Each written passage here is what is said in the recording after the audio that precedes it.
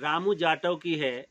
रामू जाटव जो एक दलित भूमिहीन परिवार से आते हैं और मेलों में जाकर के दुकान लगाते हैं, उससे 4 पैसे कमाते हैं और परिवार चलाते हैं। लेकिन एक दिन प्रकृति ने ऐसा कहर ढाया कि उनका घर गिर गया, घर में रखा सामान गिर गया। अब फिर दाने दाने को मोहताज हो गए और 20 साल से इस गांव में न तो आवास मिला, न कोई मूलभूत सुविधाएं मिली। जी हाँ दोस्तों, नमस्कार। मेरा नाम है कुलदीप कुमार और हम आपके साथ आज एक ऐसी कहानी पे बात कर रहे हैं। ये कहानी रामू जाटव की है, जो कि जालौन ज़िले के मलकपुरा गांव के रहने वाले हैं। वैसे तो ये गांव जिला मुख्यालय से लगभग 30 किलोमीटर की दूरी पे पड़ता है। ज़िले से चलने वाली स्कीमें बहुत जल्दी यहाँ पहुँच सकती थी, क्योंकि जालौन से मात्र 7 किलोमीटर की दूरी पे ये गांव, जहाँ पे बहुत सारी सुविधाएं आसानी से पहुँच सकती, लेकिन ये दलित भूमिहीन परिवार तक आज तक ना तो आवास पहुँचा, ना ही कोई सरकारी स्कीम का लाभ पहुँचा। ये बात मैं इसलिए कर रहा हूँ क्योंकि पिछले दिन रामू के पूरे मकान गिर गया और मकान में रखा हुआ पूरा गल्ला नष्ट हो गया।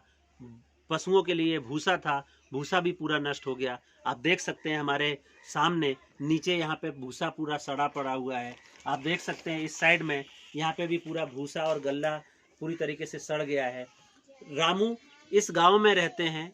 उनका 6 लोगों का परिवार है, 4 बच्चे हैं, खुद मियाँ बीवी हैं जो संघर्ष करते हैं। सामने ये घर देख रहे हैं, यही एक ठिकाना बचा है। अगर 2 दिन और ऐसा ही पानी गिरा तो ये घर भी नष्ट हो जाएगा। फिर रहने के लिए खुले आसमान में उनको ज़िंदगी काटनी पड़ेगी। आज तक उन तक सरकार की योजनाएं क्यों नहीं पहुंची? क्या वो दलित हैं इस वजह से, या कुछ और है जो एक जाति की मानसिकता काम करती है? और आज भी ऐसे परिवारों तक विकास जिसको पहुंचना चाहिए था वो आज तक नहीं पहुंचा है। पता नहीं ये विकास जिसकी बड़ी बड़ी बातें होती हैं, सरकार बड़े बड़े इश्तिहार देती है, लेकिन इन दलित भूमिहीन परिवार तक आज तक वो विकास पहुंच नहीं पाया है। आज की कहानी में हम रामू से ही बात करेंगे और जानेंगे कि वो किस संघर्ष के साथ इस गांव में रह रहे हैं और किन किन चुनौतियों का आज वो सामना कर रहे हैं। आखिर क्यों उनको अब तक आवास नहीं मिला, क्यों उनको अभी तक सरकारी योजनाओं से वंचित रखा गया, इसकी कहानी उन्हीं से सुनेंगे। रामू की कहानी रामू की ही जुबानी। तो आप हमारे साथ बने रहें, हम बात करेंगे रामू से। तो आपका नाम क्या है? हमारा नाम है रामू कुमार जाटव। रामू जी, आप थोड़ा बताइए अपने बारे में। कब से इस गांव में रह रहे हैं? हमें कम से कम 40 साल की उम्र हो चुकी है जी। और 20 साल से हमने अपना परिवार संभाला है जी। 20 साल हो चुकी है। 20 साल से न तो कोई आवास है, न कोई सरकारी हमको लाभ मिलता है। नरेगा में काम भी करने जाते हैं, भाई तुमको नहीं मिलेगा। क्यों? ऐसा क्यों होता है? आप दलित हैं इसलिए? ऐसा होता है ना कि तुम काम करने लायक नहीं हो। क्यों लायक नहीं? इसलिए नहीं है कि जैसे कि हम नरेगा में गए, 10 दिन हमने नरेगा में कर लिया, 15 दिन अपना खेती किसानी कर लिया। जो भी काम करो प्रधान बोलता है कि लगातार करो। अब लगातार काम नरेगा का कहाँ मिलता है? जी। कहीं नहीं मिलता है। जी। अब जैसे कि हम अपना मियाँ बीवी बच्चे लेके किसानी का काम कर रहे हैं, मियाँ बीवी लेके नरेगा में काम देता ही नहीं है। और आवास के लिए ये वाला घर गिर गया था हमारा। आवास के लिए हमने हमारे सामने कम से कम 4 प्रधान बन चुके हैं। तो उनको बोला है भैया हमारा घर गिर गया, तो मतलब ये हमारा घर के लिए कुछ आवास कर दो। तो ये कहते हैं कुछ खर्च करो, मतलब कुछ खर्च करो, दाम खर्च करो, पैसा खर्च करो, पैसे मांगते हैं। हाँ, तुम्हारा काम हो जाएगा। अच्छा। अब जैसे कि हम मजदूरी कर रहे हैं, 6 बच्चों का पेट पाल रहा है। अब हमारे पास जमीन हो, थोड़ा बहुत सहारा हो, तो ये है कि हम 1000-2000 रुपये 4000 रुपये दे दें, हमारा काम हो जाएगा। लेकिन क्यों दे दें? सरकार तो सबको आवास देने की बात कर रही है। सरकार आवास देने के लिए बात कर रही है। जैसे कि लेखपाल बोलते हैं कि हम तुम्हारे यहाँ आएंगे, पेट्रोल बारेंगे, ये खर्चा कहाँ से आएगा? तो उनको तो तनख्वाह मिलती है ना। तनख्वाह मिलती है, लेकिन हम काम तो तुम्हारे लिए कर रहे हैं ना। अच्छा। ये बोलते हैं। तो आपको हमारे लिए काम करने के लिए तनख्वाह मिलती है, चाहे लेखपाल हो, चाहे जितने भी सरकारी अधिकारी हैं, उनको तनख्वाह इस बात की दी जाती है कि वो गाँव में जाए, ऐसे लोगों का सर्वे करें। आपको क्या लगता है, अभी आपके ये घर गिर गए, इतना नुकसान हो गया, कोई सर्वे करने आया? कोई नहीं आया, खाली बस लेखपाल अकेले आए थे, देख गए, चले गए। क्या बोले? फिर ये बोल गए थे कि तुम मतलब अपनी ऊपरी कार्रवाई करो। अब कार्रवाई हम क्या करें? अगर हमें इतने पढ़े लिखे होते तो हम लखनऊ तक पहुंच जाते। बिल्कुल। अब हम न पढ़े न लिखे, क्या करें? तो आपके कितने लोगों का परिवार है? खर्चा कैसे चलता है? अब खर्चा तो हमारा यही चलता है कि मतलब मजदूरी मिल गई, मजदूरी कर रहे, और अपना जो मतलब श्रृंगार का सामान भर लिया, तो बस अपने मेला में चले गए, वो कर रहे। अब हमारी बीवी है तो अपने और एक ही गांव में हाँ। बेचने के लिए गए। अच्छा, तो आपकी बीबी है वो गांव-गांव में जाकर के हाँ, और हम बेचने भी का- जाते हैं। आप भी जाते हैं। वो तो जो है आज हालत खराब हो गई, अच्छा। वापस लौट आए अपने घर पे, क्या करें। अच्छा, बस तो यही सहारा, और कोई सहारा नहीं है। और कोई सहारा नहीं है। और कोई सहारा नहीं। तो सरकार की कोई स्कीम का लाभ नहीं सरकार की कोई स्कीम का लाभ नहीं मिला हमको। है? अच्छा, कोई लाभ नहीं तो मिला। आपने कभी आवेदन दिया पंचायत में, प्रधान को बोला? प्रधान जी को बोलते हैं, हम्म। प्रधान जी को बोलते हैं तो प्रधान जी ये कहते हैं कि मतलब उनको बोलो, जो पंचायत मित्र होता है, तो पंचायत मित्र को बोलो तो भैया नरेगा वो काम जब लागे तब लागे। अच्छा, बस जब सूचना तुमको मिले तब अपने करने लगे। तो अभी आप हमारे साथ बात कर रहे हैं, बहुत सारे लोग सरकार के लोगों तक ये बात जा रही है। हाँ जी। आप क्या कहना चाहेंगे? आपकी कोई मांग है, कोई डिमांड है? अब मांग का, डिमांड का है ये, मतलब मकान छूटो पड़ो है, आप चल के देख लो, हो सकता है का 2 दिन बाद बारिश हो गई तो जो मकान बैठ जी कौजाई में जा में दबोग जाए, आप चल के देख सकते हो ना कि मतलब पीछे तरफ दीवार पूरी गीली पड़ी है। वो तो ये है कि भगवान के भरोसे अपने जई में एक ही घर में खाना पीना लेटना बैठना सब कुछ इसी में। वैसे तो आप देखते हैं कि शहरों में अलग अलग व्यक्ति के लिए अलग अलग फ्लैट होते हैं, अलग अलग परिवार के लिए अलग अलग कमरे होते हैं, लेकिन आज भी बुंदेलखंड के ऐसे गांव में एक छोटे से घर जिसको आप देख रहे हैं, 6 बच्चों के साथ एक पूरा परिवार एक ही घर में रहने के लिए मजबूर होता है, क्योंकि इसके पास न घर है, न इसके पास कोई ऐसी जगह है जहाँ पे एक अपना मकान बना सकें। पूरे दिन काम करते हैं, तब जाकर के कुछ पैसे चंद आते हैं जिसमें बच्चों का पेट भरते हैं, और इसी एक छोटे से घर में 6-6, 7-7 लोगों का परिवार रहता है। और इस संघर्ष के साथ रामू यहाँ पे अपने जिंदगी के सफर को काट रहे हैं। रामू जी, कुछ और कहना चाहेंगे आप? सर और क्या कहेंगे सर, बात ये है कि ज़्यादा से ज़्यादा अंदर घुस के देख लो कि मतलब मकान कैसा है, रहने लायक है। वो तो ये है अपना नीचे पन्नी बिछा लिया, पन्नी के ऊपर चटाई बिछा ली, चटाई बिछाने के बाद में कपड़ा बिछा लिया अपने पर के, सो नमी नहीं है कपड़ा में, बस इतना हो जाता है और कुछ नहीं है। बच्चे आपके पढ़ रहे हैं?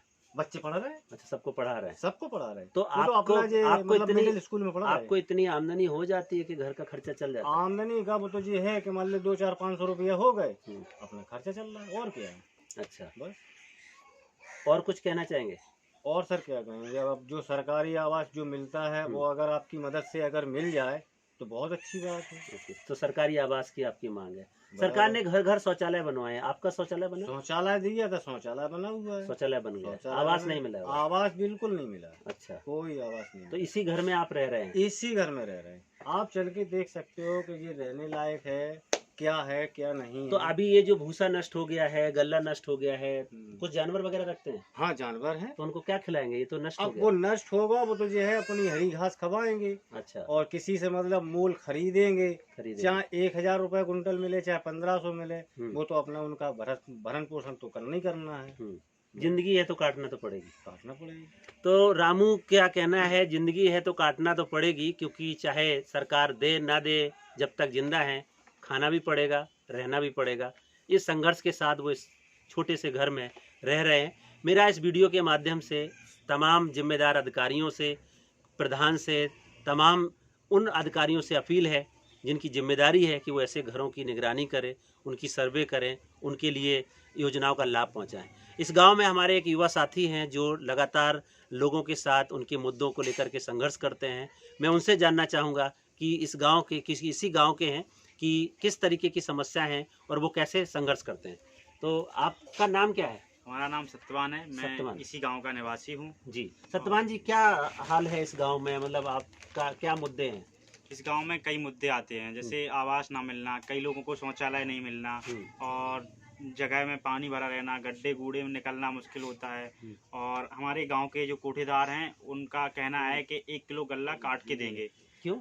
इसलिए कि बोलते हैं कि हमें सरकार की तरफ से कोई वो नहीं आता है भाड़ा, इसलिए हम काट के देते हैं। तो लोगों को गल्ला कम देते हैं? लोगों को गल्ला 1 किलो गल्ला। अच्छा, 1 किलो गल्ला, एक राशन कार्ड पर 1 किलो गल्ला कम देते हैं। एक राशन।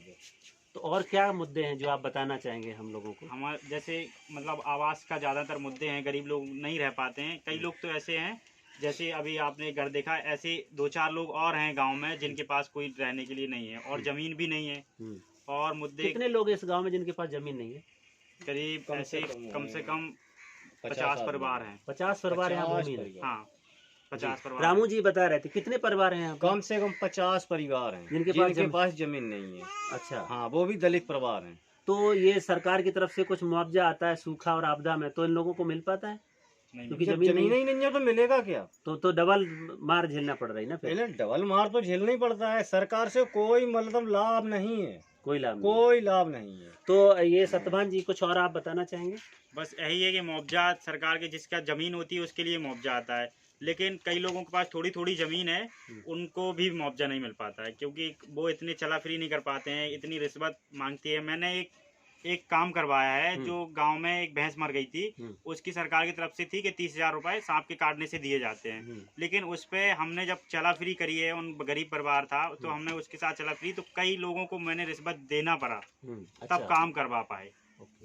तो सतभान जैसे युवा इस गांव से निकल के आ रहे हैं, आवाज उठा रहे हैं, संघर्ष कर रहे हैं, तब जाके कुछ लोगों को, चंद लोगों को लाभ भी मिल पा रहा है, लेकिन एक बड़ा तबका है जो आज भी मूलभूत सुविधाओं से वंचित है। रामू जी बता रहे हैं कि इस गांव में 50 से ज़्यादा दलित परिवार हैं जो भूमिहीन हैं, जिनके पास ज़मीन नहीं है। बहुत सारे परिवार हैं जिनके पास आवास नहीं है। इस संघर्ष के साथ इस गांव में दलितों का जीवन काटने को मजबूर हो रहे हैं और सरकार का जो विकास है वो अभी तक इनके दरवाजे पर पहुंच नहीं पाया है। सरकार की जो स्कीम है वो उन तक आज तक इनकी पहुंच बन नहीं पाई है। अब इसके बीच में क्या कहानी पकती है वो एक अलग सवाल है, क्योंकि ये परिवार आज भी उन मूलभूत सुविधाओं से वंचित है। मेरा इस वीडियो के माध्यम से अपील है कि सरकार तत्काल प्रभाव से ऐसे परिवारों का सर्वेक्षण करे। जो भी गांव के ऐसे परिवार हैं उनका चिन्हीकरण करते हुए उनको आवास योजना के अंतर्गत उनको आवास प्रोवाइड कराए, क्योंकि पूरी तरीके से घर गिर गया है, रहने के लिए जगह नहीं है। और तमाम जितनी सरकारी कल्याणकारी स्कीमें हैं उनमें पात्रता के आधार पर ऐसे परिवारों को प्रमुखता से लाभ देने का काम करें। आज की कहानी में इतना ही। कल फिर मिलेंगे एक नई कहानी के साथ। तब तक के लिए नमस्कार। जय भीम, जय संविधान।